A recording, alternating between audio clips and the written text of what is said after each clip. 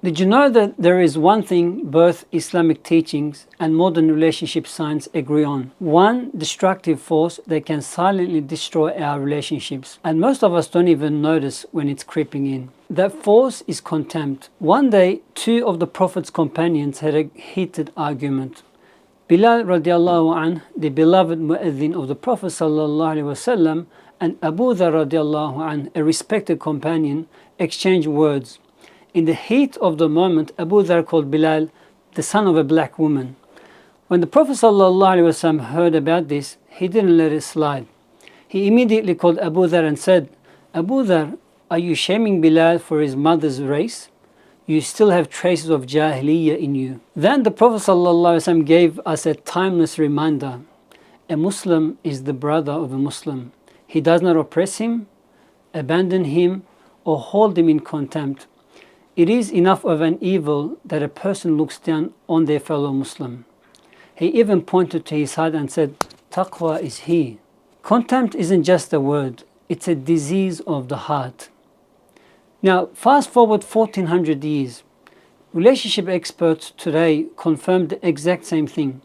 Dr. John Gottman, one of the world's leading researchers on relationships, has studied couples for decades. And do you know what he calls contempt? The sulphuric acid of love. That's how toxic it is. In fact, Gottman can predict with 91% accuracy whether a relationship will fail if contempt is present. But here is the thing. Contempt doesn't always look obvious. It shows up in subtle ways. Sometimes it's a sarcastic remark, sometimes it's an eye roll, and sometimes it's mocking someone or treating them as if they are beneath you.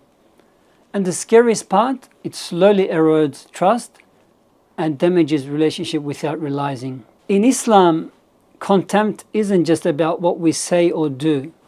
It is about what we feel in our hearts.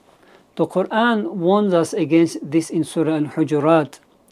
يا أيها الذين آمنوا لا يسخر قوم من قوم عسى أن يكونوا خيرا منهم. O you who believed, let not a people ridicule another people, perhaps that they may be better than them. Think about that for a moment. Maybe the person you look down on is actually better than you in the sight of Allah. Maybe they have a hidden quality, a sincerity or a piety that we can't see. And that's the danger of contempt. It blinds us to someone's true worth. So, how do we protect our hearts and relationships from contempt? Let's take lessons from both Islamic teachings and modern research. Number one, think positive. The research by Robinson and Price shows that when we hold contempt for someone, we only notice 50% of their good qualities. In Islam, we're reminded that only Allah truly knows a person's worth. The Prophet ﷺ said, indeed, Allah does not look at your wealth or appearance, but He looks at your hearts and deeds. So start by intentionally thinking of one positive quality about the person you're struggling with.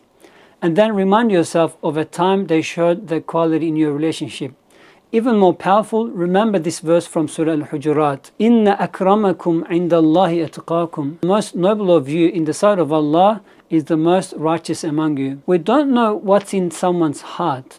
What we do know is that if they're a believer, that alone is enough to give them value in our eyes. Number two, speak positive.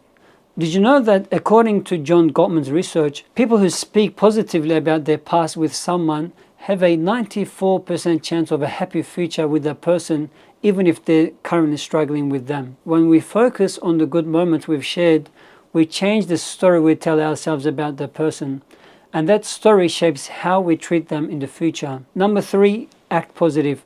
Finally, let's talk about actions. Researcher Brené Brown talks about micro moments, the small acts of kindness that build trust over time. In Islam, we're taught to create these micro moments too.